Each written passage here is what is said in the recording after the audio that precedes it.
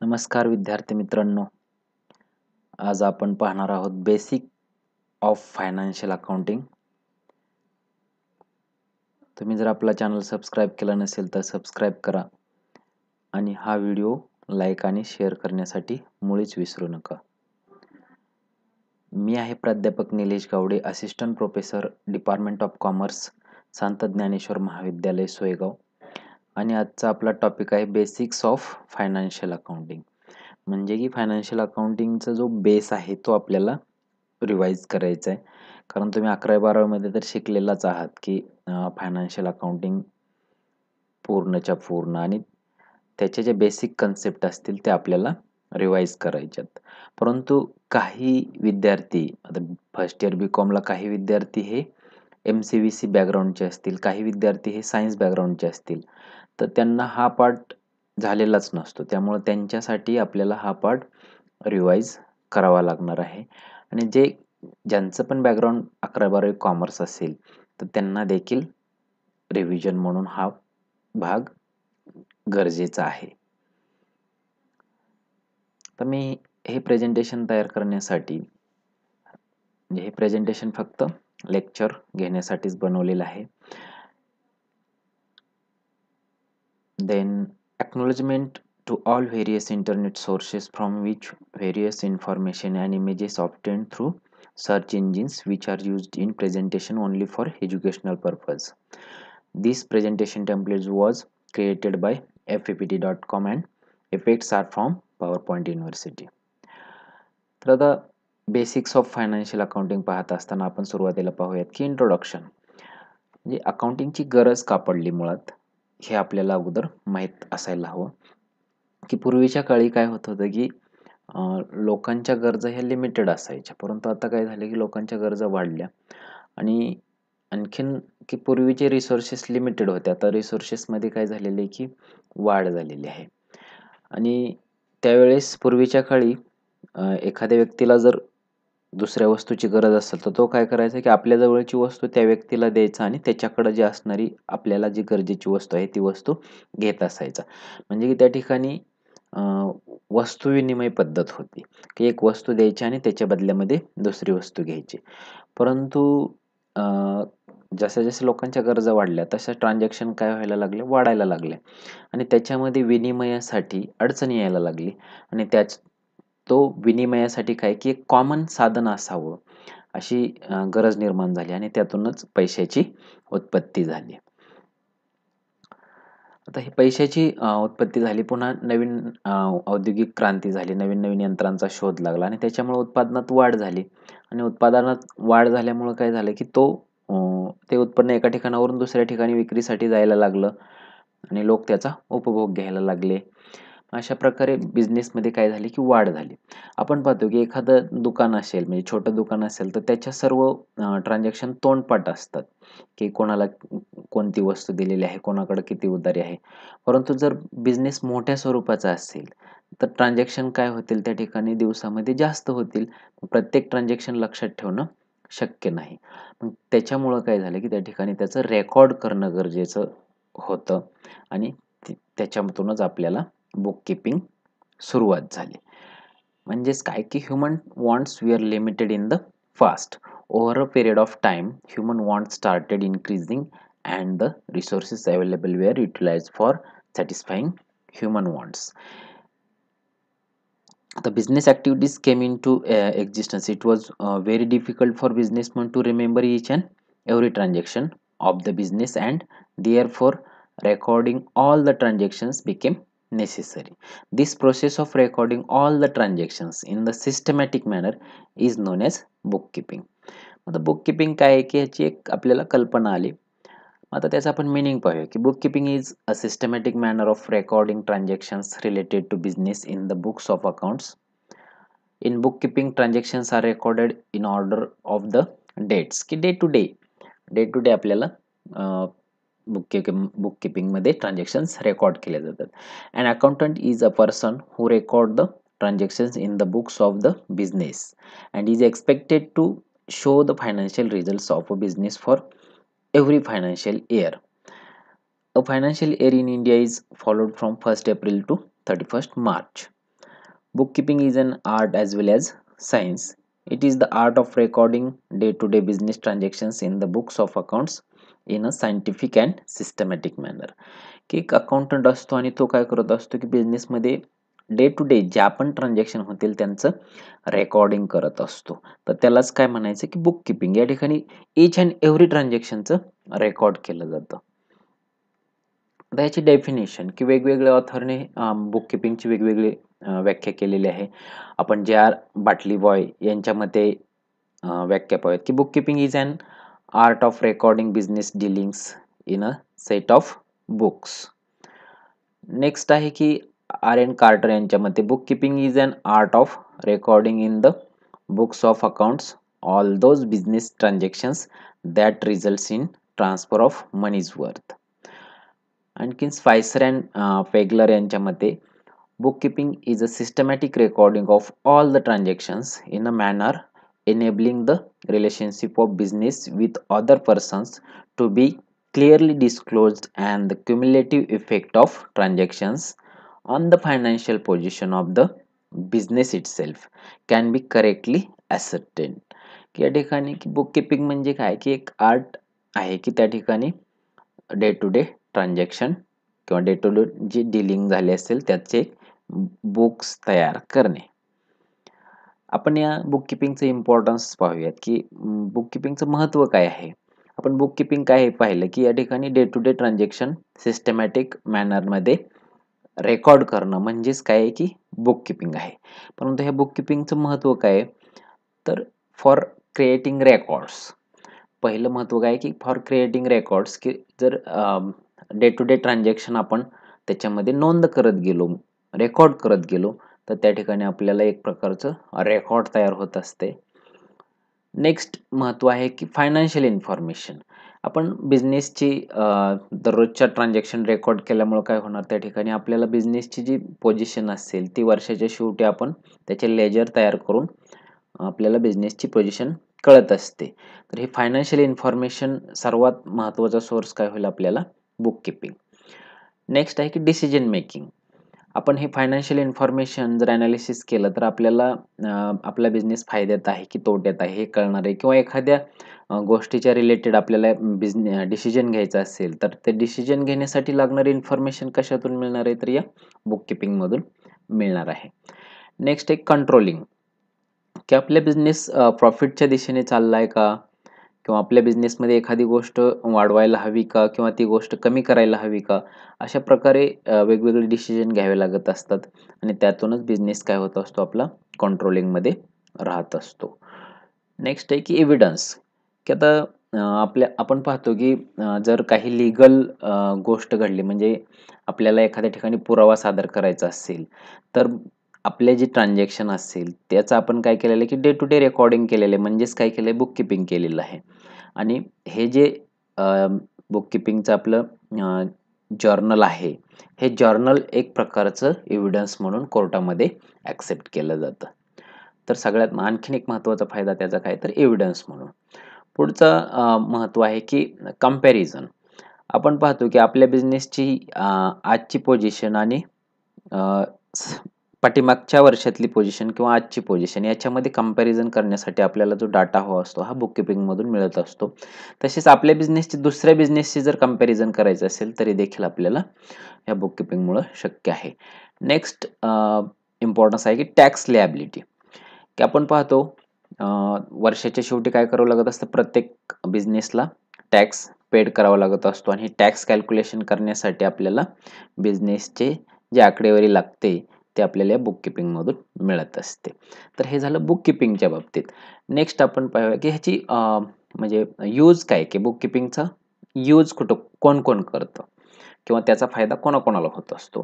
तर पहिलं आहे की युटिलिटी ऑफ बुक किपिंगमध्ये की ओनर्स की बिझनेसचे जे मालक असतील तर ते काय करत असतात हा बुक किपिंग वापरत असतात किंवा त्याचा फायदा त्यांना होत असतो. नेक्स्ट आहे की मॅनेजमेंट. आता आपण पाहतो की मोठा जर स्वरूपाचा बिझनेस असेल तर त्या ठिकाणी मॅनेजमेंट वेगळं असतं आणि बिझनेसचा ओनर वेगळा असतो. तर या मॅनेजमेंटला काही डिसिजन घ्यावे लागत असतात की प्रोडक्शन चालू ठेवायचं का नाही ठेवायचं. अशा स्वरूपाचे जे डिसिजन घेण्यासाठी बुक किपिंगचा डाटा ते वापरत असतात. म्हणजे की हे बुक किपिंगचा फायदा कोणाला आहे किंवा कोण कोण वापरतं, तर मॅनेजमेंट एक वापरत असते. नेक्स्ट आहे की गव्हर्नमेंट, की गव्हर्नमेंटचं सर्वात महत्त्वाचं इन्कम सोर्स काय आहे, तर टॅक्स आहे. आणि हा टॅक्स जर कलेक्ट करायचा असेल तर म्हणजे समोरच्या व्यक्तीने किंवा बिझनेसने योग्य टॅक्स भरलाय का नाही हे कशावरून कळणार आहे, तर त्यांच्या जे बिझनेसचे रेकॉर्ड आहे. म्हणजे ते काय आहे की बुक किपिंगचं रेकॉर्ड गव्हर्नमेंट ऑफिसर्स पाहणार आणि त्याच्यावरून बिझनेसने व्यवस्थित टॅक्स पेड केलाय का नाही हे गव्हर्नमेंटला कळणार आहे. म्हणजे गव्हर्नमेंट सुद्धा काय करते, ह्या बुक किपिंगचा वापर करत असते. त्याच्यानंतर इन्व्हेस्टर्स, की आपण पाहतो की बिझनेस वेगळा असतो किंवा एकाच व्यक्तीचा पैसा त्या बिझनेसमध्ये नसतो. तर ते काय करतात की या ठिकाणी त्याची भाग विक्रीला काढतात आणि त्या भाग ज्यांनी ज्यांनी खरेदी केलं तेवढा हिस्सा त्यांचा काय होतं, त्याच्यामध्ये बिझनेसमध्ये मालकी हक्क निर्माण होत असतो. आणि हा भाग घ्यायचा का नाही हे कोण ठरवणार आहेत, की गुंतवणूकदार म्हणजेच कोण, इन्व्हेस्टर्स. की हे इन्व्हेस्टर्स कसे ठरवतील, तर हे बुक किपिंगचा डाटा पाहून ठरवतील की या बिझनेसमध्ये आपण इन्व्हेस्ट करावं की न करावं. नेक्स्ट आहे की कस्टमर्स. आता आपण पाहतो की एखाद्या बिझनेसचं काम काय असतं, की एकतर वस्तूंचं प्रोडक्शन किंवा सेवा देणं अशा प्रकारचे बिझनेस असतात. तर त्या बिझनेसचं हिशोब पाहण्याचं काम म्हणजे हिशोबाची आवश्यकता कस्टमर्सला देखील भासत असते. नेक्स्ट आहे की कॉम्पिटिटर्स, की आपल्या बिझनेसच्या रिलेटेड आणखीन बिझनेस तशाच स्वरूपाचे बिझनेस मार्केटमध्ये रन होत असतात. तर त्या ठिकाणी काय आहे की कॉम्पिटिशन असते. मग हे कॉम्पिटिटर्स सुद्धा काय करत असतात, ह्या बुक किपिंगचा वापर करत असतात. नेक्स्ट आहे की लेंडर्स, की जे बिझनेसमध्ये पैसा लावणार आहेत. तर अशा स्वरूपाचे व्यक्ती देखील काय करतात, या बुक किपिंगचा पैसा बुक किपिंगचा वापर करत असतात. नेक्स्ट आहे की एम्प्लॉईज, की एखादा बिझनेस जर तोट्यात असेल तर त्या ठिकाणी एखादा कामगार काम करण्यासाठी इच्छुक असेल का? तर नाही. तर त्या बिझनेसचं रेकॉर्ड पाहूनच काय होणार आहे, की ते बिझनेसचे एम्प्लॉईज म्हणजे त्यांचा उत्साह वाढणार आहे. आणि जर बिझनेस फायद्यात असेल तर त्या ठिकाणी एम्प्लॉईजला देखील काय होणार आहे, त्यांच्या सॅलरीमध्ये वाढ होणार आहे किंवा त्यांची जी सिक्युरिटी आहे जॉबची ती काय होणार आहे, वाढणार आहे. म्हणून एम्प्लॉईज देखील हे बिझनेसचे हिशोब पाहण्यासाठी इच्छुक असतात. नेक्स्ट पाहूयात की आपण अकाउंटन्सीचं मीनिंग पाहूया, की accountancy is a broader concept and book keeping is the recording branch of accounting. की बुक कीपिंगमध्ये आपण पाहिलं की डे टू डे ट्रान्झॅक्शन या ठिकाणी रेकॉर्ड केले जातात. परंतु अकाउंटिंगमध्ये काय केलं जातं, accounting includes recording of transactions, classifying them in different books of accounts, summarising the transactions in the form of reports and interpreting them in financial statements. Accountancy helps management in decision making. Accountancy starts when bookkeeping ends. अगदी बरोबर आहे की या ठिकाणी accounting ही काय की broad concept आहे. बुककीपिंग ही फक्त बुककीपिंगमध्ये काय केलं जातं की day to day transaction systematic record केले जातात. परंतु अकाउंटिंगमध्ये काय केलं जातं की त्या रेकॉर्ड तर पाहिजेतच, परंतु त्यांचं पुन्हा क्लासिफिकेशन केलं जातं. त्यांचे वेगवेगळे बुक्स बनवले जातात. फॉर एक्झाम्पल आपण म्हणतो की लेजर अकाउंट्स तयार केले जातात आणि त्याच्यावरून एक रिपोर्ट तयार केला जातो. पुन्हा एक फायनान्शियल स्टेटमेंट तयार केलं जातं. For example profit and loss account असेल, की त्यावरून आपल्याला बिझनेसची पोझिशन कळत असते, की ॲट द इयर एंड आपल्याला त्या बिझनेसची पोझिशन कळते. आलं लक्षात मग, की बुककीपिंगमध्ये फक्त काय आहे, की डे टू डे ट्रान्झॅक्शनचं रेकॉर्ड. मात्र अकाउंटन्सीमध्ये काय आहे, की त्या ट्रान्झॅक्शनचं पुन्हा क्लासिफिकेशन पण करायचं, त्याची वेगवेगळी अकाउंट्स पण बनवायची, ते समराईज पण करायचं आणि त्याचं एक फायनान्शियल स्टेटमेंट पण तयार करायचं. अशा प्रकारे की अकाउंटन्सी ही एक ब्रॉड कन्सेप्ट आहे. आता अकाउंटन्सीच्या पण काही व्याख्या आहेत, की आपण पाहूयात. कोहलर यांच्यामध्ये accountancy refers to the entire body of the theory and process of accounting. Next professor Robert N Anthony यांच्या मते nearly every business enterprises has an accounting system. It is a means of collecting, summarizing, analyzing, and reporting in monetary terms information about the business transaction, की monetary terms related जे आपण गोष्टी असतील त्यांचं record करून त्यांचं अकाउंटिंग करणं म्हणजेच काय तर अकाउंटन्सी. आता ह्याचं अकाउंटिंगचं ऑब्जेक्टिव्ह काय आहेत ते आपण पाहूयात, की first objective of accounting, ascertain the profit or loss of the business for a particular accounting period. सर्वात महत्त्वाचं की अकाउंटन्सी कशासाठी ठेवली जाईल, की आपला बिझनेस प्रॉफिटमध्ये आहे की लॉसमध्ये हे आपल्याला काय होणार आहे ॲट द इयर एंड, ज्यावेळेस आपण बुक्स क्लोज करणार त्यावेळेस आपल्याला कळणार आहे. म्हणजे फर्स्ट ऑब्जेक्टिव्ह काय आहे की ascertain the profit and loss of a business. Next objective आहे to establish the financial position of a business during a given accounting period.